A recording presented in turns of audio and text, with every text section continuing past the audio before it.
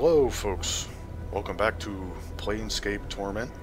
This is Mink, and let's just get right into this. I didn't notice that Hive thug there, but there's a Gitzerai townsperson that I wanted to talk to, that's why I paused it.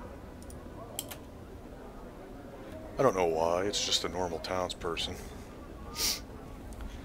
This man slowly turns as you approach. His eyes are like two black stones. They briefly flicker over your frame, then he locks gazes with you. Although this man looks humanoid, he has a yellow cast to his skin and gaunt features. He has a thin, angular frame. His limbs look like they're made of nothing but strings of muscle knotted around bone. His clothing is a curious blend of sharp colors and dull, mud-stained browns. Greetings.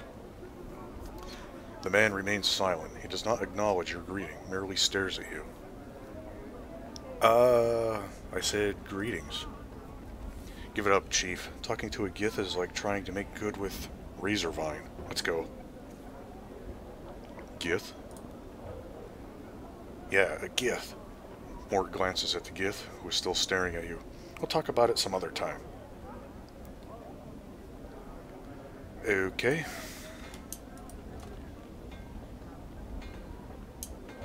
A lot of thugs around. Holy Christ.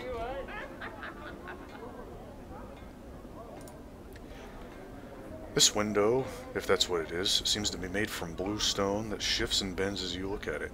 It glows softly in the dim light of the city.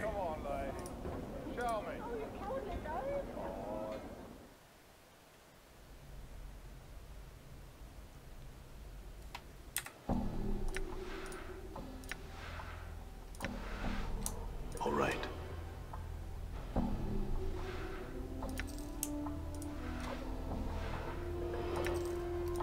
Yep, turns hostile.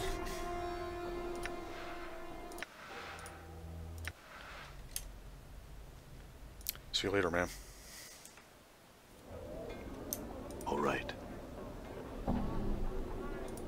Hey, a merchant. This older merchant has a worldly look to him. His deep voice is gentle but confident. Ah, hello there. Are you ready to sample some of the most delectable treats from across the plains, my good man? What do you have? All manner of delicacies to delight your palate, my good man. Aborian fire seeds, garbar root, Elysian pears, crimson lotus petals, Bitopian shepherd's bread, shift spice from the chaos of limbo, and sea plums are what I have at the moment. Merely 5 coppers for a taste of anything you'd like. Ask about something's taste.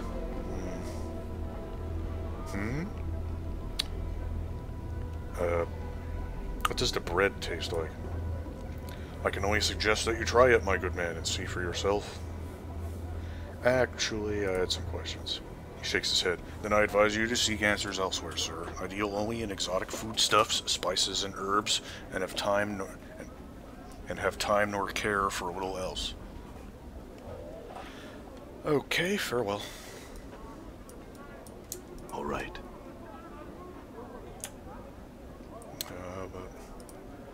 An old shopkeeper's cart. How about this guy? This dour-faced old fellow appears to be selling various hand weapons. Come on over then. Come to see my blades, have you? Sure. Hey, we can sell stuff. We cannot sell the bronze rings.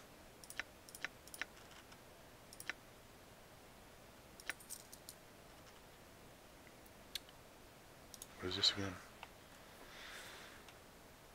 50% resistance to fire. I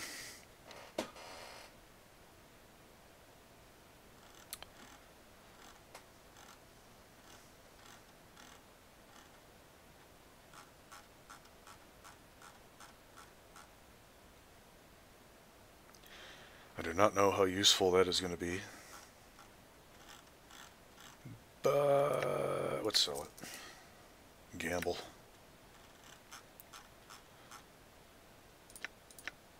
Okay, it is not worth picking up that. Wooden club can't even sell.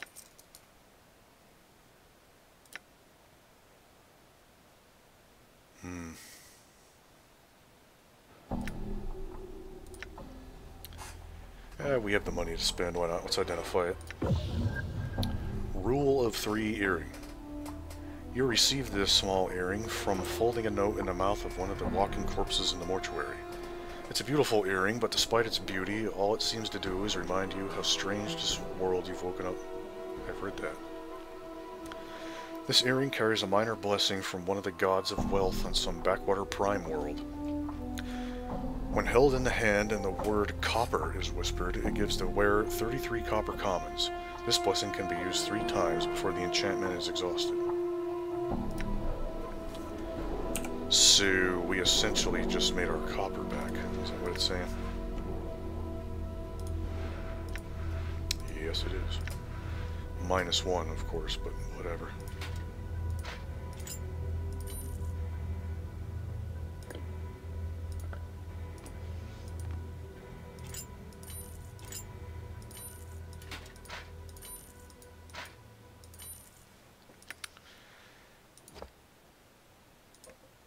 That then. Keep the cobblestone.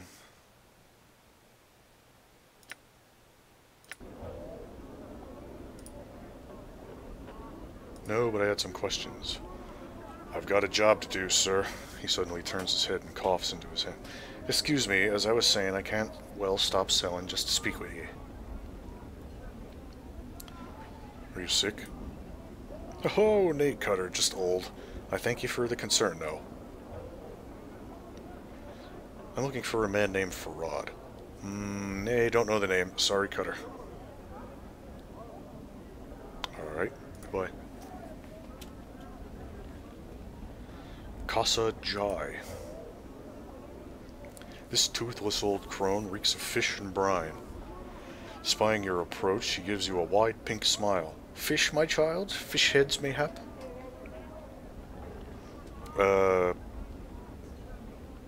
No fish for me, but I had some questions. She shakes her little wrinkled head. No answers have I, only fish. Very well, what do you have to offer? Why, fish, my silly child, fish of all sorts, and fish heads for those too short of jink for the whole ones. Teeny tiny fish heads, hee hee. Where did the fish come from? They're brought to Sigil from all over the plains, my boy. Would you like some? I sell only the heads, should you be short on jink. I have no need for fish or their heads. Goodbye. Try these spices, sir. Oh, you can just taste them all over here.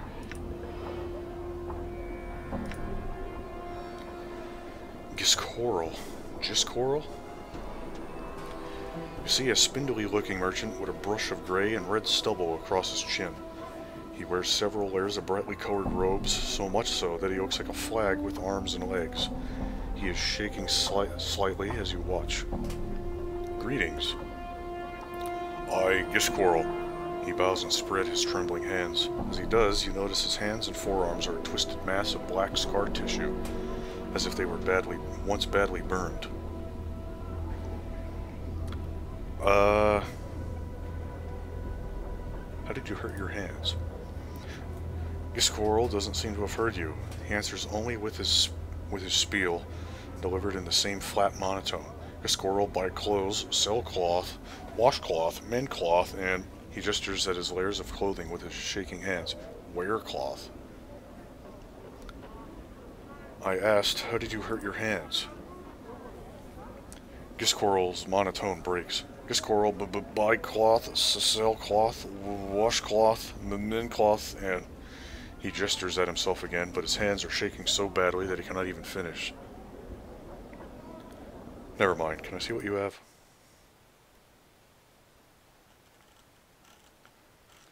Still cannot sell the rings.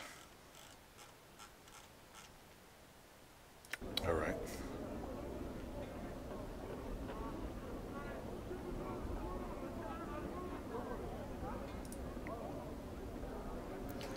This attractive young woman is smiling and beckoning to all passerby as she calls out the virtues of her goods.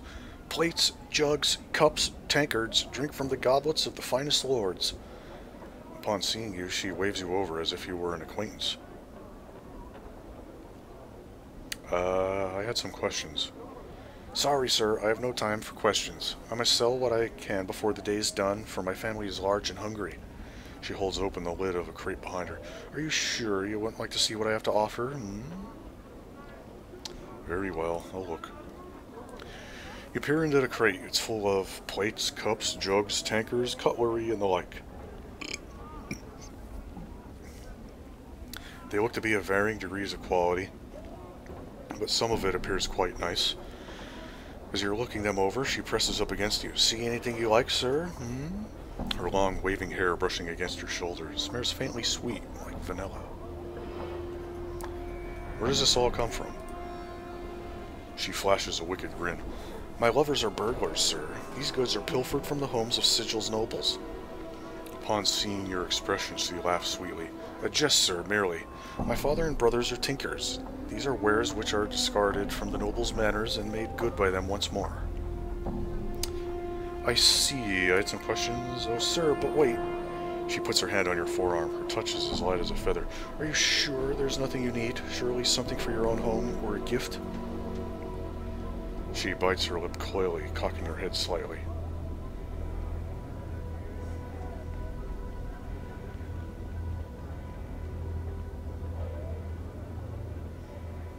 Well, it is a nice plate. What, sir? This one here? No, wait. This is ridiculous. I need no plates. I had questions. She looks so sad. You're nearly stricken with guilt. Slowly, she lowers the lid of the crate.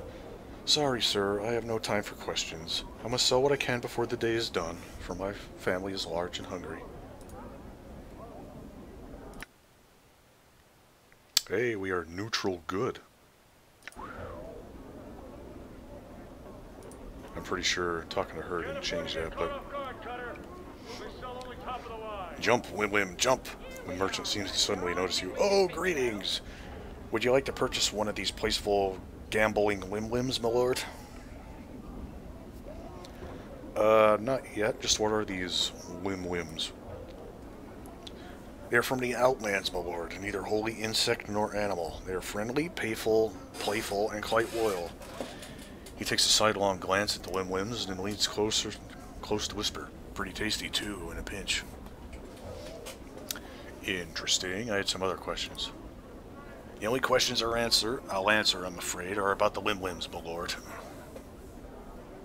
Sure, I'll purchase one. A limlim will provide its own food, eating insects, tiny rodents, and the like. They will follow you everywhere you go, are easy to clean up after, are quiet, exercise themselves with their constant flipping about, and best of all, they leap over 15 feet when prodded with hot coals. One will only cost you but 40 coppers, my lord. A mere pittance for such an entertaining pet, my friend.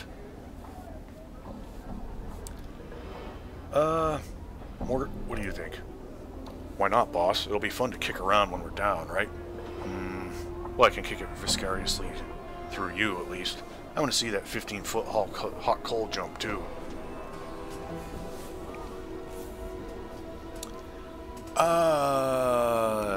I'd best not spend the copper. Farewell.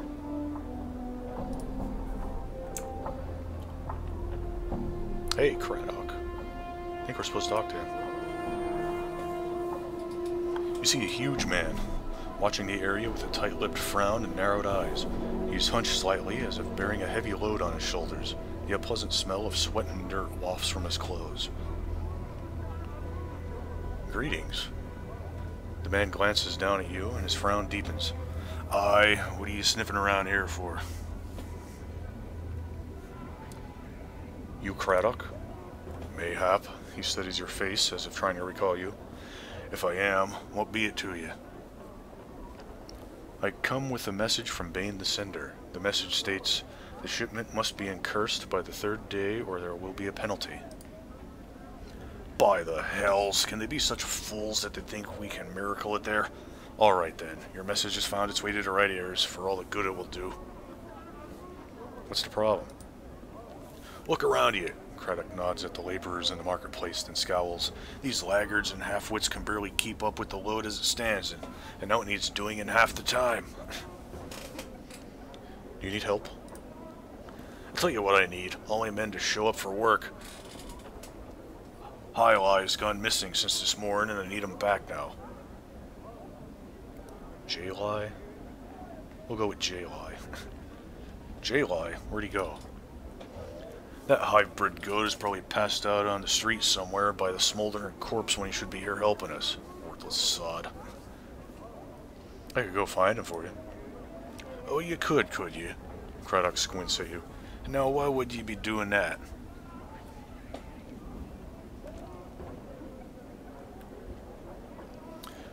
You need the help, don't you?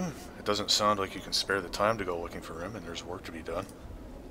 Craddock is silent for a moment, then nods. Aye. You find J-Lie. You tell him to drag his worthless bub-ridden hide here. I'll pay you for your trouble, he frowns, when you found him. Now get. You said he's likely by the smoldering corpse. Where's that? Updated my journal. It's south and east of here. Head through to southeast gate, then head east for about a block. It's got a mess of drunks outside. Can't miss it. J-Lie is most like somewhere around here. Alright. Profira. This grim-looking woman spares you only a brief glance before returning to her rant on top of the stage. She has a powerful voice that carries across the marketplace, even cutting through the noise made by the merchants and the surrounding foot traffic. Okay. Geoha. You see a thin, yellow-skinned humanoid covered with a variety of dazzling tattoos. His eyebrows have been accented with black charcoal lines, and his teeth are filed to points. He sees you and waves you over, rattling his dice in his hand. Greetings. He displays a feral, shark-toothed grin. His eyes are like shiny black orbs. His voice is low and raspy. Geoha greets you as well. You have come to play a game, yes? No, but I had some questions. Geoha's smile fades in an instant. He shakes his head. No interest in questions, have I? Only the game. The turning of the die, the glint of coin won or lost, yes? He shakes the bone dice in his palm. You have no interest in these things? Alright, I'll play. Geoha reaches into his tunic and pulls out a coin. This coin, your coin. He places it at your feet and pulls out another. This coin, Geoha's. He places it at his own feet and holds up 2 dice between his thumb and index finger. The dice, we both roll one, yes? Go on. You roll higher, both coins. He snatches the coins up from the ground and proffers them to you. Yours.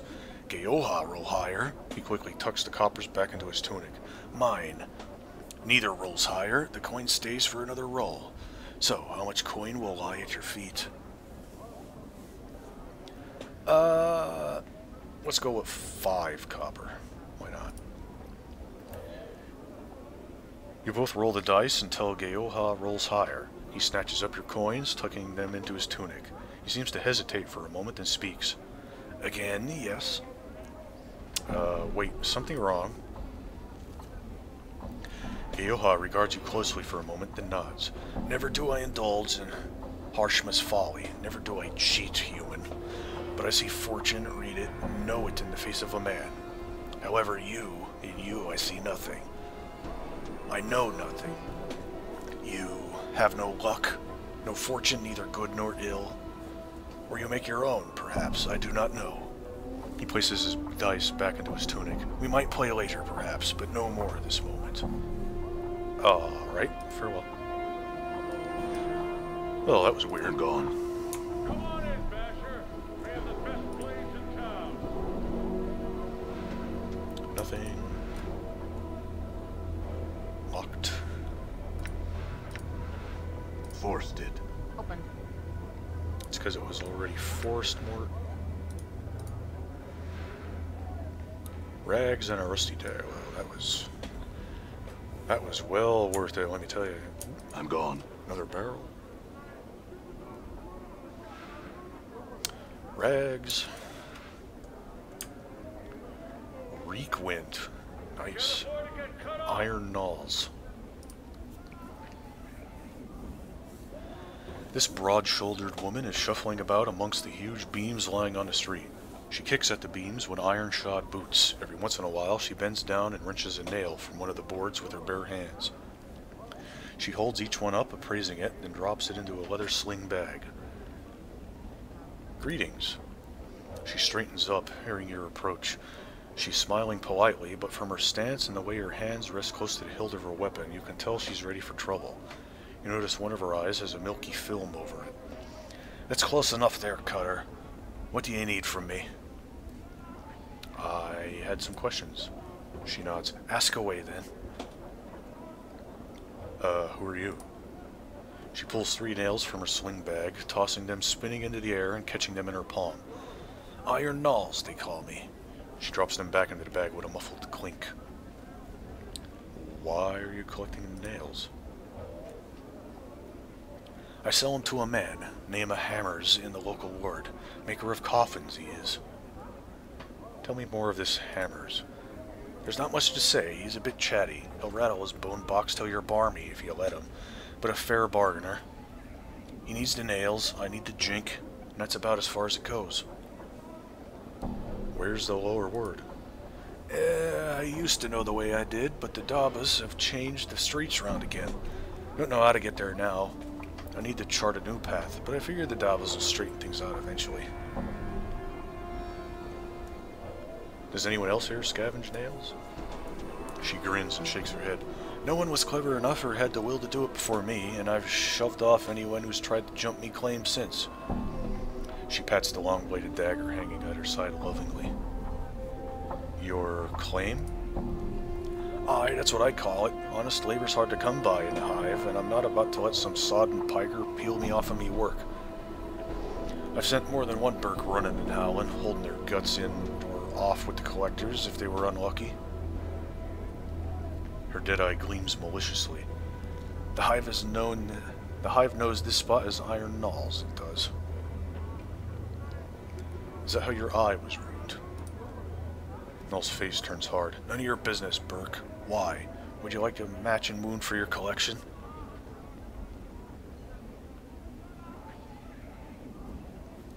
No. Who are you again? What happened to your eye? None of your business. Alright. I'm looking for a man named Farad. She nods. I heard the name I have. Head of a pack of collectors, or so I hear it. Not sure where a body'd find him, though. You may want to try Ragpicker Square. It's north and west of here. A whole mess of collectors call Kip there. I'm looking for a journal. Have you seen one? Nay, I have not. She pauses for a moment. You know, that's a good idea, it is, a journal. Mayhaps I should start one of me own. Yes, it is. It's amazing how much one can forget. A journal can help you hold on to your memories. She mulls over what you said. Yeah, you're right. You're right indeed, Cutter. I'll do it. I thank you for the idea. She smiles. It's nothing. Very well. Very well too then, Cutter. Hello, Reekwind.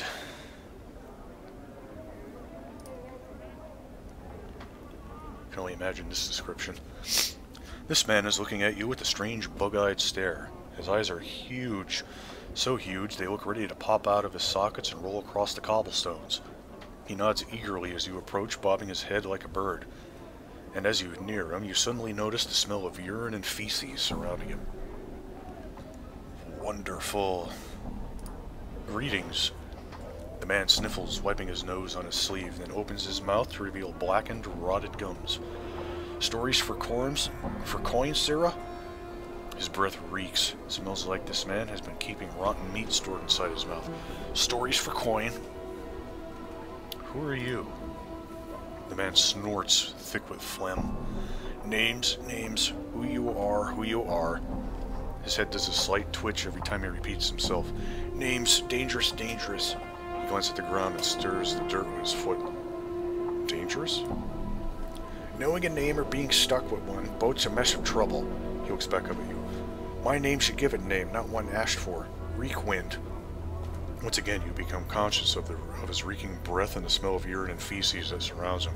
A given name. Is that your real name? Not my true name, Reekwind mumbles on, his head twitching every time he says name. A true name's a dangerous thing, gives others power. He stares at you with his huge eyes and wags his finger. Keep your name secret, keep it close, never let it out. What do you mean? Names are like smells. Things can track you with them. Reekwind coughs, his eyes almost popping out of his skull as he does so. His cough seems to loosen his bowels, for he breaks wind loudly, as if to accentuate his point. If someone knows your true name, it gives them power. He licks his lips. The power to hurt. I don't even know my name. Updated my journal. Reekwind's eyes widen, seeing his eyeballs bulge even larger, makes you uneasy. Ugh. Excuse me. Then you are blessed. Remain nameless, and you shall be a spirit on the plains, untraceable, untrackable, unseen, undiscovered. He smacks his gums wetly. A name chosen, a name given. It allows others to find you and hurt you. Have you been hurt? Reekwind gives a twitching nod, then scratches himself. Let my name slip once, only once. His eyes film over as a memory is painful, then glances at you uneasily. Tell you the story I will, but 3 coppers must I see. His face splits into a smile as he says the word coppers, and his reeking breath hits you like a hammer. Very well, here's 3 copper. Reekwind gets into a stance, looks left, looks right, then faces you. His face clenches with a grunt, he breaks wind again. The smell nearly levels you, but he takes no notice. Cursed eye! Walk the words in splendor! He stands up stiffly, nose high in the air. He saunters back and forth, nodding to an invisible passerby. Listen. Updated my journal. Reekwind freezes, his arms akimbo. Crossed paths with a crossed one. Had the looking of a pumpkin, his seeds curses. Reekwind then thrusts his belly out as if to appear fat, slicks back his hair with his filthy palm so he looks almost bald, and begins drumming his fingers on his fat belly. He then walks about, circling a spot where his stuffy, upper-class persona used to be. All a jumble with curses, this one was. With a sneer and a careless gesture, Reekwind tosses an invisible curse at the stuffy persona. Listen. Knew my name, let it slip I had. All it took it all. He stiffens up again, inhaling deeply and resuming his upper-class persona. The persona suddenly crumples and Reekwind breaks wind violently, then exhales, filling the air with his foul, reeking breath. Cursed with stenches, smells, excrement. Came here to tell tales, all good for now. Now Reekwind is the name, given name. I see, I had some other questions. Questions, Reekwind hunches over, regarding you warily with his huge eyes. Answers? Can you tell me where I would find someone named Farad? Reekwind suddenly hunches over and leers at you. He walks around you for a moment, dragging his leg as if lame. A king, a noble tale, a tale I can tell, but 3 coppers must I see. Very well, here's 3 copper. Reekwind remains hunched over, staring at you. Once a man of respect, Farad was, a man of goals and position. All became nothing, turned to air. Reekwind squints and breaks wind, filling the air with a gut-churning smell. Turned to air and stink. Listen. A liar, a cheater, a man who twisted law, Farad was. He hunches over as if writing at a desk. He writes for a moment, then suddenly stops, afraid. Then one day he found out he had twisted himself. Listen. Such a liar he had become that when he died he was to go to a horrible place.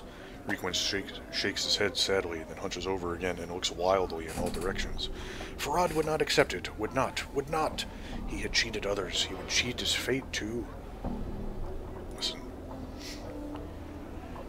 He dug in books, and consulted seers. Reekwind stalks back and forth, his hands over his eyes as if staring off into the distance. And he told him that only in trash could he find that which would let him cheat his fate. Reekwind breaks wind again, then gives a reeking cough. Perhaps they lied. Updated my journal. Reekwind stands up stiffly, then begins to fling off imaginary clothes. With every piece of clothing he throws away, he becomes more hunched. Fraud threw away his position, his galls, and took up a new title. Reekwind stops, then leers at you. He claws at his rags, shaking them. And became a king of rags. He would rule the trash, have his subjects search it all, and find that which he needed. He shakes his head. Yokes, even now, even now. Do you know where I could find him? Reekwind shakes his head. He lives amongst the rags and trash. There you will find him. Find him. I had some other questions. I'm missing a journal. Have you seen one? Reekwind breaks wind and scratches his arms. He thinks for a moment and shakes his head.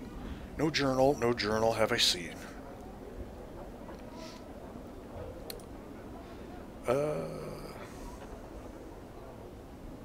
I'd like to hear a story. Tell you a story I will, but 3 coppers must I see. His face splits into a smile and his reeking breath hits you like a hammer. Very well. He takes the copper, gums it, then to your surprise he swallows it. Best purse there is, belly. He gives a reeking wheeze. A story. He smacks his lips, scratching his dirty rags.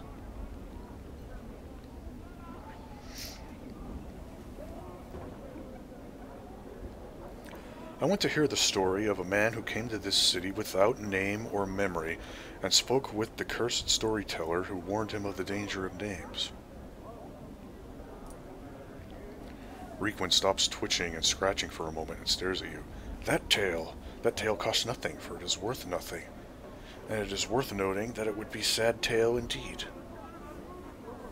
Nevertheless, I would hear it. Where would such a tale begin? Reekwind grunts, then gives a reeking wheeze that makes your eyes tear up. He seems to be thinking.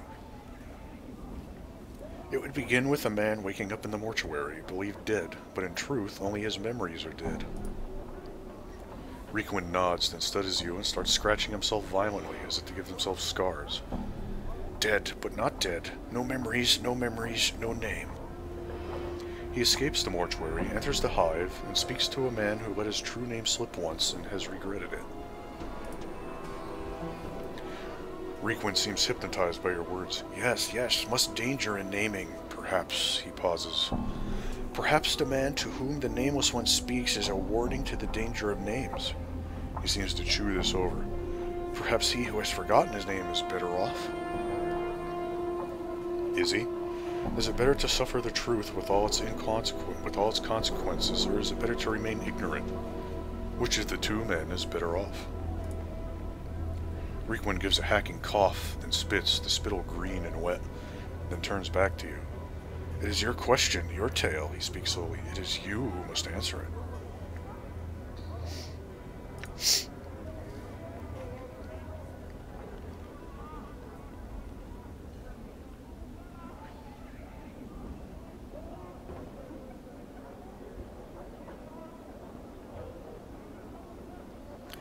The man who knows his true name is better off, for he knows himself and a stronger person for it. Okay, 1,000 experience. Reekwind mulls this over, licking his lips. He begins to nod slowly, then mumbles under his breath, as if debating with himself. Eventually he turns back to you.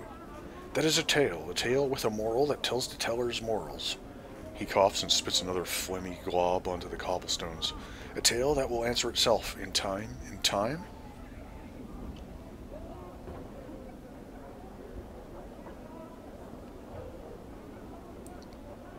Ooh, 3 truths. Truth. It must have an answer, and every tale has an ending. I will refuse to accept it any other way. Hey, we gained an item. Reekwind scratches himself for a moment, nodding, then reaches into the folds of his robe and flicks you a coin. For such a tale, a clipped copper, he sneers. No more, for the tale's not finished. A fair price. Farewell. Clipped copper piece. This copper piece has been clipped. Most of the copper has been shaved off, no doubt to still keep the appearance it is a coin, and allowing the clipper to use the shaved copper to make another coin. It is worthless.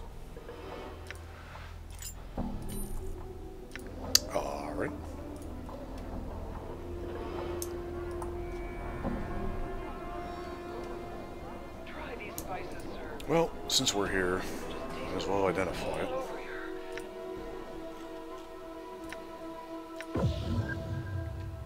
Clipped Copper Charm, minor luck blessing, +1 to luck. Temporary. This copper piece has been blah blah blah. Although many Hive dwellers practice this method of making money, when the Faded faction practices it, they do so with a frightening sense of purpose, creating charms that reflect their own miserly nature. In order to create these charms, the Faded factions seek out the failed business owners and other individuals who once possessed great wealth, then had a reversal of fortune and were left destitute.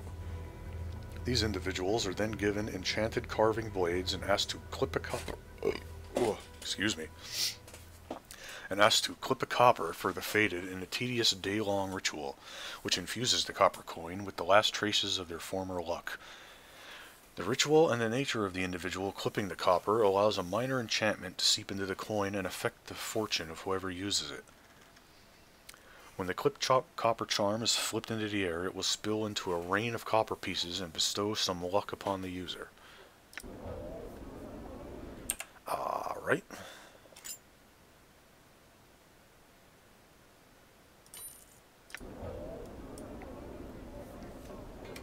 I'm gone. Hive thugs. Harlot. Ash mantle. You see a dustman in long black robes and a pale face. Unlike the dustman you saw in the mortuary, however, this man looks confused and is glancing about as if looking for something. When he spots you, he raises his hand to attract your attention.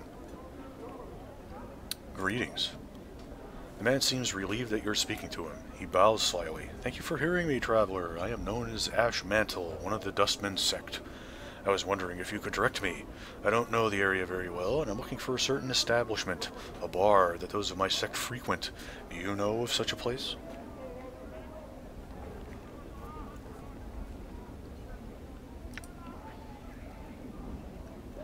Sect? You're a Dustman. Don't you mean faction? The Dustman nods. Well, yes, faction. I meant faction. Sect, faction, they are much the same thing, really. Do you happen to know of this bar that my faction frequents?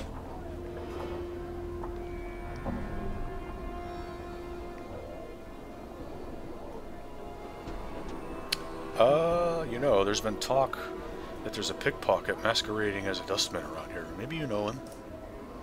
The man looks at you innocently, but you see him tense up. I'm sorry? Grab his hand. Your hand snaps out, but Ash Mantle draws back suddenly, and you miss grabbing his wrist. You see his Dustman facade crumple, and with a frightened look, he runs off. Damn it. Oh, here we go again.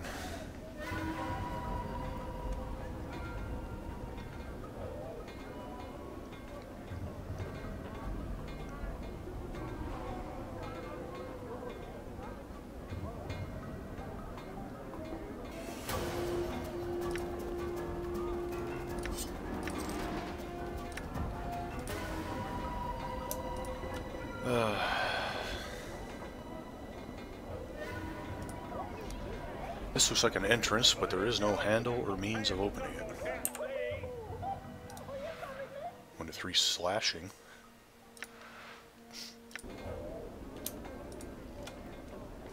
More thugs.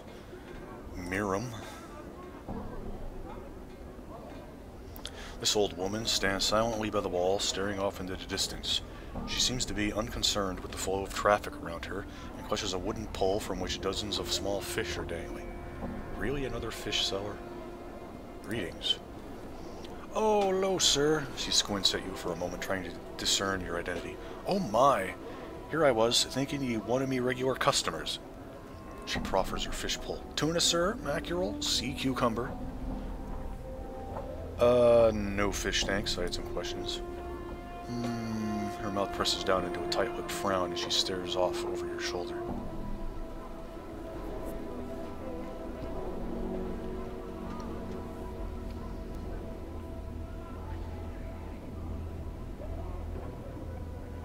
Look behind you, see what she's staring at. You can see nothing of interest behind you. As you turn back to her, you catch her looking at you. She looks away quickly, resuming her staring off into the distance one more. What, do I look familiar to you? Goodness, no. She pauses for a moment. Aye, you do. Have you seen me before then? I think ye were a man with your very likeness, sir. 'Twas so long ago. Tell me. Well, sir, you see, me sight's not so good now. 'Twasn't back then, neither. But I thought I saw you walking past with a small group trailing along behind ye. What did these people look like? It's hard to say, sir. 'Twas so long ago, and ye walked by so quick-like. But I remember now the way ye held your head up. There was a woman following you, trying to stop ye, to get you to turn around and speak to her, but ye pushed her away. What happened then? Beautiful woman she was, looked so sad, so angry, all at once. She stood there for a moment, then followed along behind you just the same, hustling to catch up. You said there was a group. Who else was there? She shrugs. There was at least 2 other gentlemen with ye, sir. The only one I remember too clearly, though, was tall, thin. Reeked of bub, he did. I smelled him from across the way. Looked like he hadn't bathed in ages, too. He followed you close, he did, and never said a word. Acted like the woman wasn't even there, even when she bumped against him, trying to stop ye. That's all I remember, sir. Give her some copper for her time. How much do you give the fishwife? Let's give her 10. Oh my, why thank ye, sir, most kindly. May the lady's shadow pass ye over. Well, let's hope not. Try not to anger the lady, thank you. Oh, actually, we have something to sell. Yes. 1. Okay, not worth picking up weapons. Not worth it. Hello, thugs.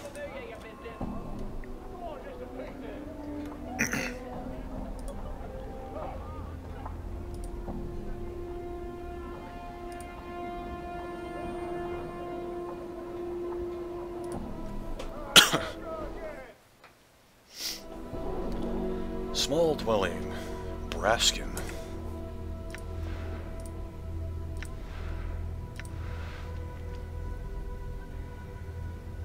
I'm gone. Nothing. Nothing.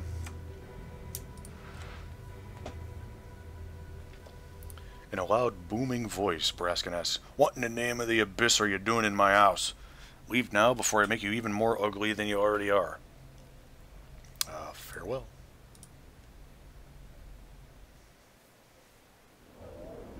Nice guy. All right. Collector.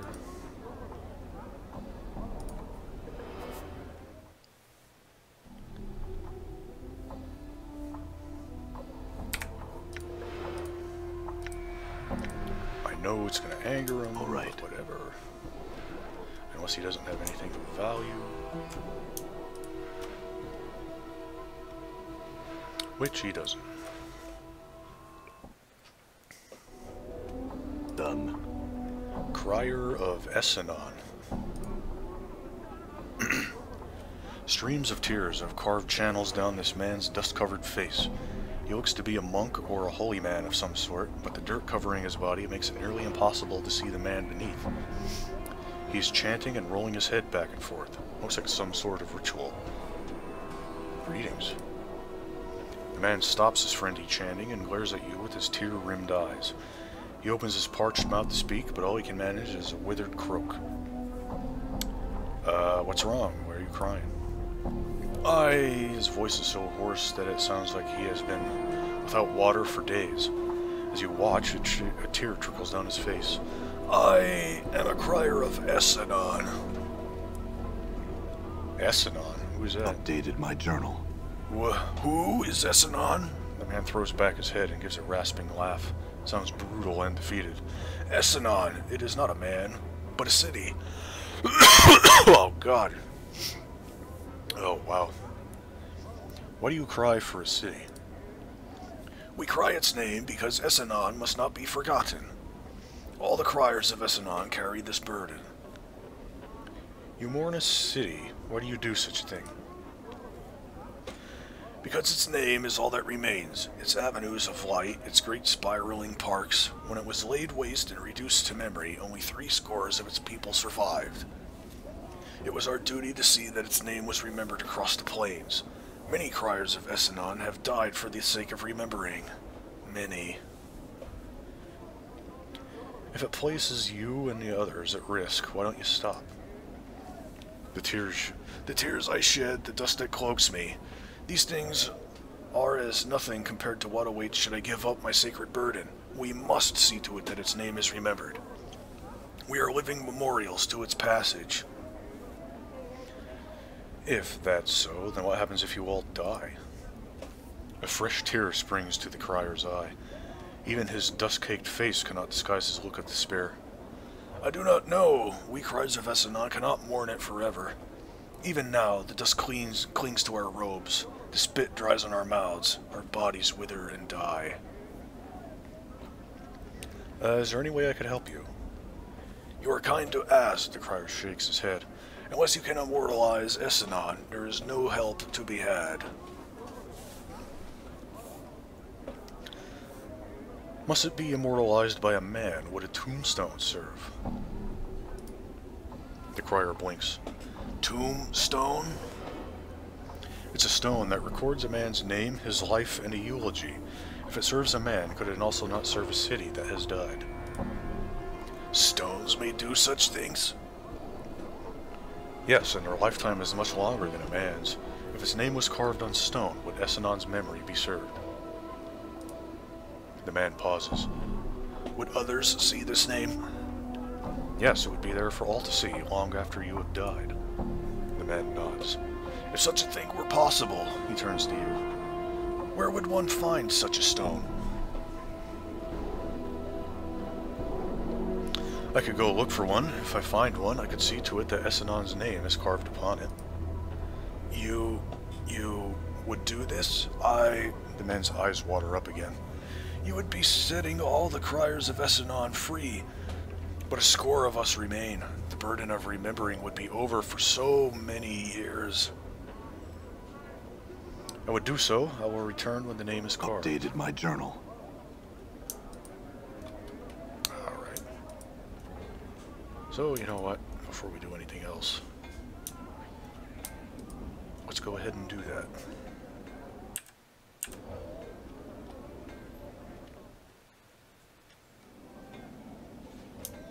All right.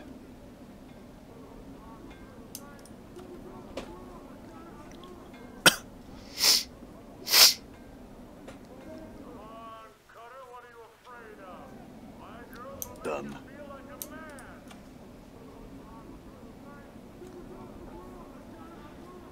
Hello, Death of Names. Greetings. Name. I'd like to bury a name. He nods, then unfolds his small hand from where it is cradled on his side. It looks atrophied. It is the size of a child's hand. Cost Jink to bury a name. 3 coppers, 3. Who the heck is Quentin?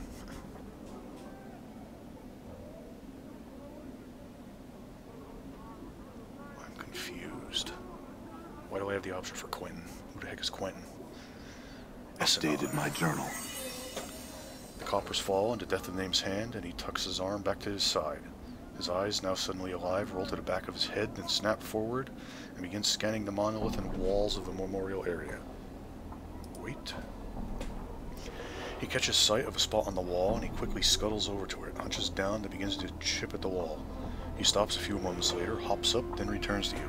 Buried. The word has a finality about it that makes you uncomfortable. Thank you. Try Quentin.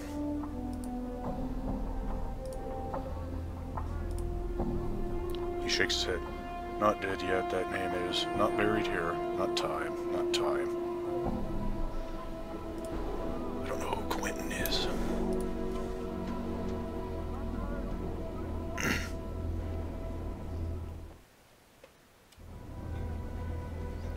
actually. I'm gone. Bane the Sender hangs around here too, right? Yeah, there he is. You see Bane the Sender. As you approach, he looks at you hopefully. Were you successful in finding Craddock, good sir?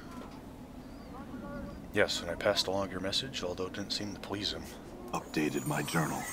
Bane doesn't seem to have heard any word after yes, for he smiles and heaves a sigh of relief. Good fortune indeed. Thank you, good sir, thank you.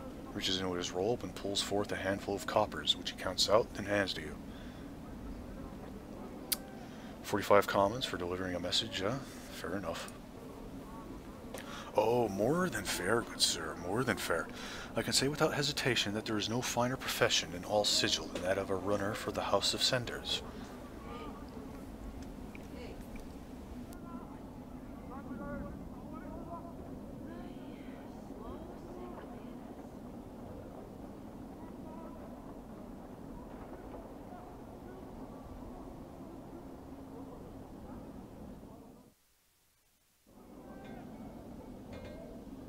Done.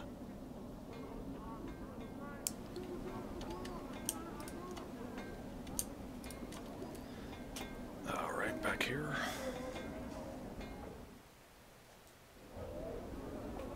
Done.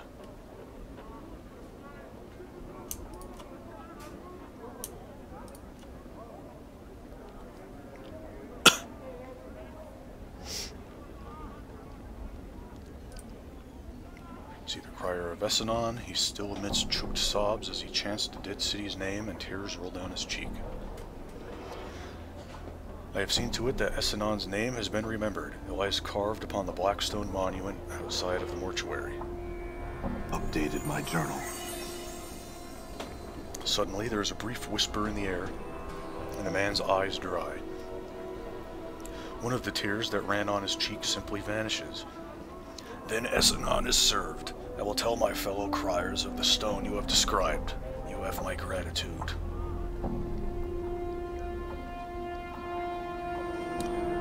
It was nothing. Farewell. I hope you and your brothers spend the rest of your days peacefully.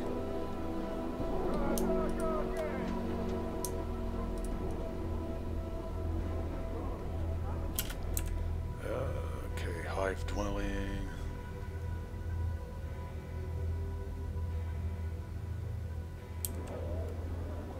It's a Hive dwelling, huh? Okay.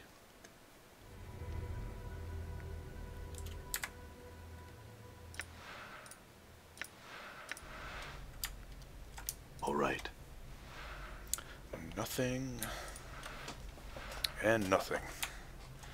Again, I have to ask, why even have them? Why have them? I'm gone. Hello, thugs. Creedon.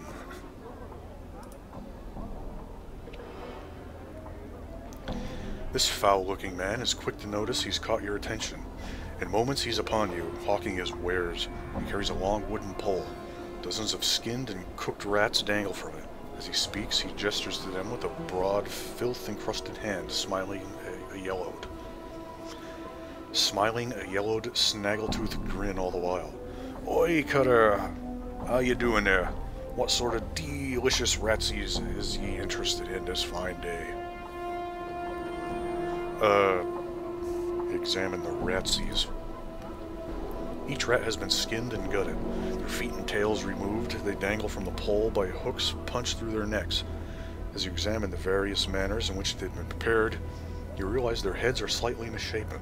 A bulbous knot of bone protrudes from each cranium, covered in whorls that give it the appearance of brain tissue.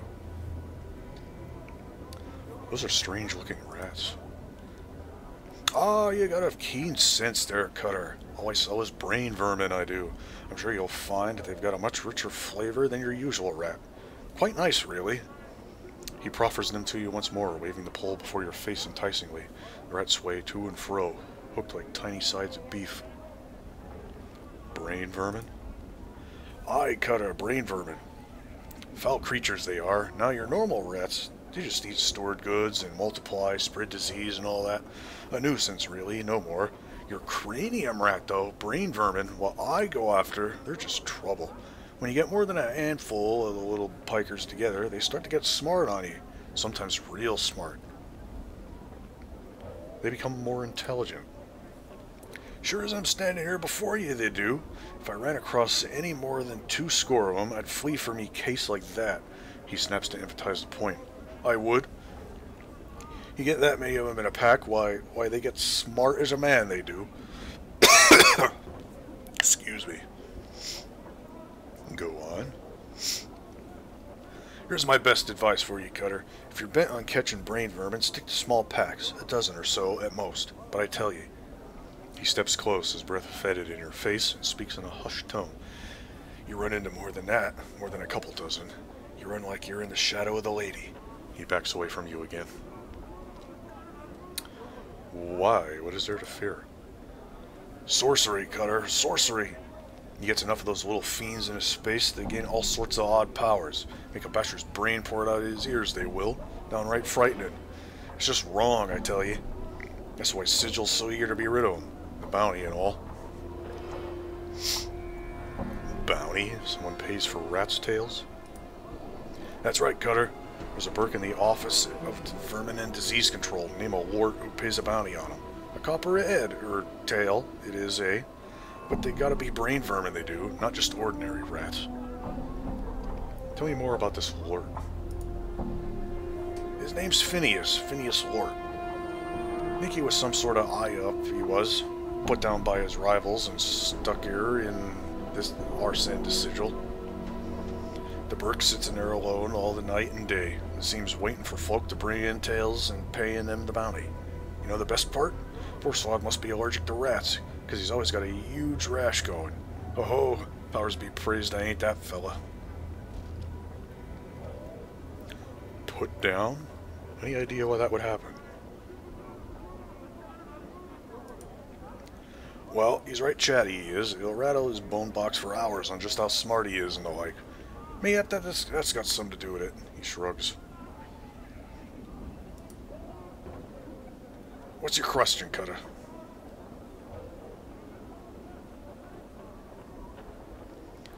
You know someone named Farad? He looks a bit surprised. Farad? What'd Cutter be looking for a man like that? It's a long story. I just need to find him. He's the head of a pack of collectors, he is. Moves about all the time, probably to avoid trouble. Calls some place in Ragpicker Square his case, most likely.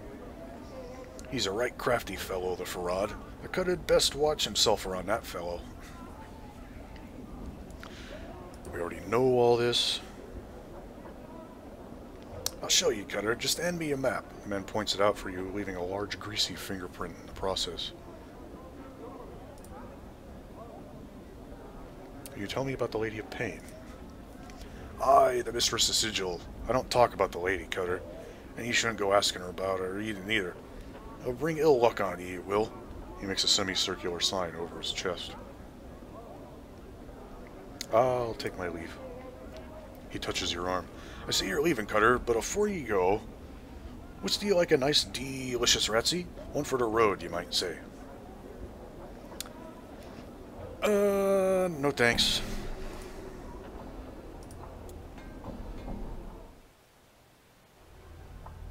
Done. This pan stinks of blood and dead rat.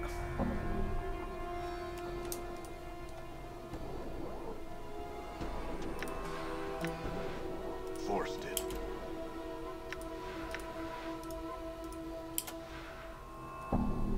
Rags and junk.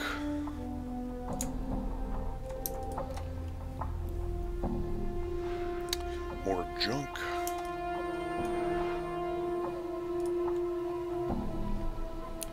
Phineas T. Hort the 39th.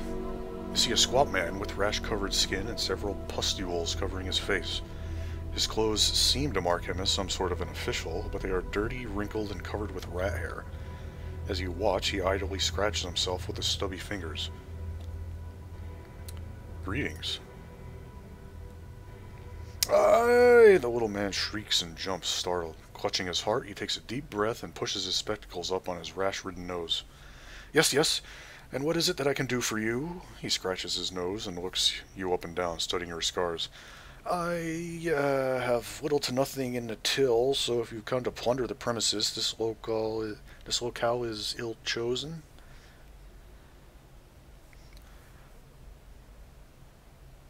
Little to nothing in the till, eh? Well, why don't you just give me what you have, and we'll part as friends. I'm not here to plunder the premises. Who are you? I am the respected Phineas T. Lort the 39th, in charge of this Hive branch of the Office for Vermin and Disease Control. It is my distinguished privilege, he scratches his chest and puffs up, to inform you that we, in the bureaucratic sense of the word we, meaning to encompass the sigil bureaucracy as a whole, are accepting bounties on all manner of vermin and strays that infest it, he scratches again. Fair streets of Sigil, hub of the multiverse, and the city which sits at the center of all things, the city by which all other cities are measured. Bounties? Updated my journal. Yes, yes, we in the bureaucratic sense of the word we, meaning to encompass the sigil bureaucracy as a whole, are accepting tangible proof of the eradication of brain vermin, aka cranium rats, from the Hive area where they have clustered quite thickly for the past many years, as a recent census of the vermin population was shown. I am powered by the Sigilian bureaucracy to pay the bounty of, he puffs up dramatically, 1 copper common per cranium rat delivered to my branch office. Cranium rat? Cranium rats are a species of vermin that become more intelligent the more of them are in close proximity to each other. 1 cranium rat alone is but a nuisance that chews at boards and burrows into food, but 5, 10 or more. That burrows into food, but 5, 10 or more, and their intelligence grows until it surpasses even the intelligence of one such as myself. Scratches and sniffs disdainfully. I imagine that 2 or 3 cranium rats might be enough to outwit you, sir. Another comment like that and you'll be wearing your ass as a hat.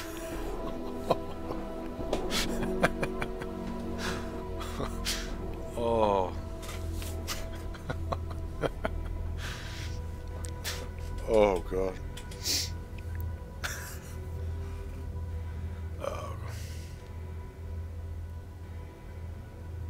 How many cranium rats are in Sigil? More than enough to last a bounty hunter a lifetime, perhaps several.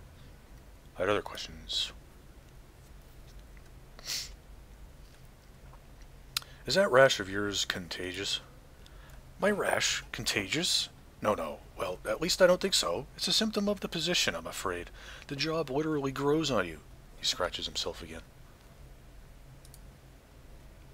Tell me about these rats, blah blah blah, oh, you. Tell me more. The more of them that are in proximity, the more formidable they become. Some gain the ability to cast magical spells. They can resist magic effects hurled at them, and they can employ some cunning tactics. He pushes the spectacles up on his nose. As you can understand, we are anxious to reduce their numbers in Sigil. I see. Thank you for your time.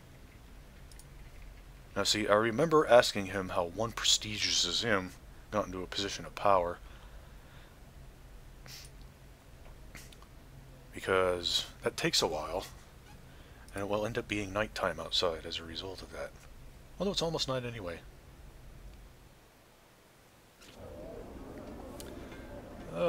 So... to the southeastern portion. So I don't think we can go up here.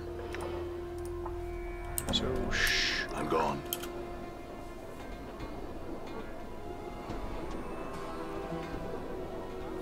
I told you I'm tapped out. Come on, move it quick.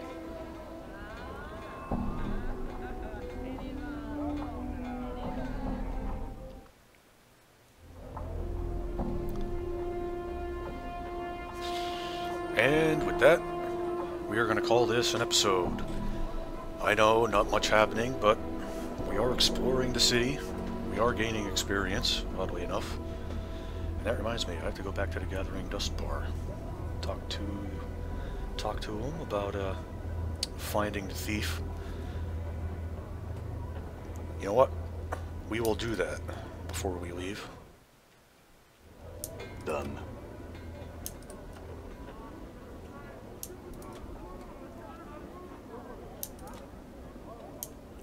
Actually, we can explore up there.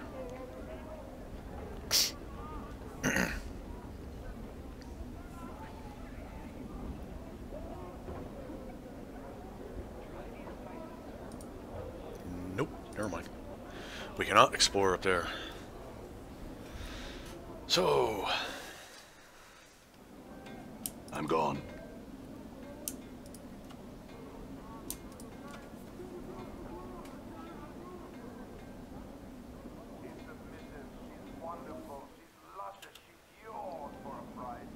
I'm gone. yeah, and I know I said I wouldn't be running all that much, but like I said, it's not something that I, you know, adhere to religiously. Done.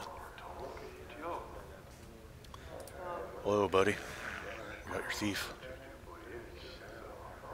You see Emmerich. He is guarding you with a stony gaze.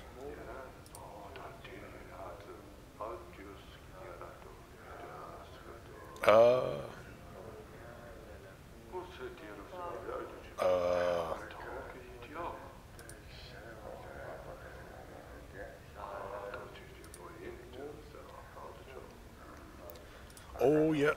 Yeah, never mind. It was Narach. You see Narach. He's pulling out one of his spikes of hair and using it to... Yeah, we read it. I found the not dustbin. He's too busy being dead to pick a pocket anyone again. Updated my journal. Narach's lines of worry smooth out as you speak. Thanks, give I. He reaches into his robes and draws forth a small bag, which he hands to you. Copper coin, twice 100. Thanks, glad I could help. Right, Emmerich, now we'll talk to you.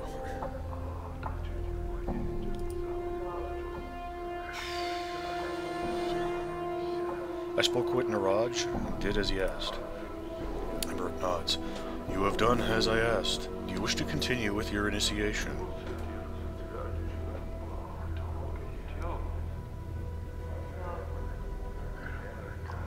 Yes, I am still not certain my beliefs are those of a dustman, but I would like to see more of the faction before making a final decision. I have another test. Seek out one of our initiates, awaiting death. He is here in the bar. He reaches for the true death out of passion. If he persists, it shall remain forever out of his reach. Speak with him and see if he can be helped. I already spoke with him about it. I would know what you spoke of. He has chosen life over death for now. I would know your thoughts on awaiting death's choice.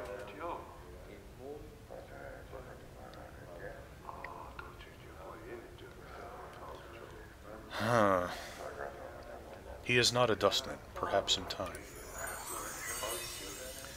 You spoke with the initiate awaiting death. Your thoughts on the initiate awaiting death are known to me. You have done as I asked. Emmerich nods. I have another test. There is another I wish you to speak to here at this bar. Her name is Seer. Seer is initiate of the 5th Circle. Emmerich falls silent for a moment. She no longer holds dustman teachings as she once did. Her heart is bitter. One would know why. I already spoke to her, and the fever she was stricken with a half a month ago has made her afraid of death. She blames the dustman. I would know what you said to her. I told her that her fear is temporary. Time will prove her a dustman. You have done as I asked, Emmerich nods. Do you wish to continue with your initiation? Yes, there is more I would learn about the Dustman faction. I wish to continue with the tests. An initiate of the 5th Circle, Soago, has undertaken missionary service for the Dustmen. Emmerich falls silent for a moment. You don't know whether he's trying to make a point or whether he's confused. His path is not known to me, nor to the faction. I would know his whereabouts. Isn't Soago at the mortuary? No longer. His departure was sudden. I'll go look for him then. Farewell. Updated my journal. Guess not. God forbid we get journal updates about important stuff. Done. Now let's go back to where I was before. Watch, Chief. Just look natural. Casual. All right. Which is a bit of a walk, but whatever. Odd place to have a marker to travel.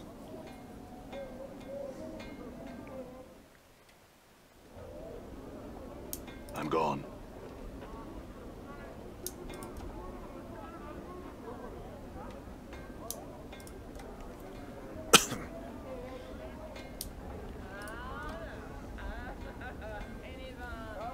Come on off with you then, let's go.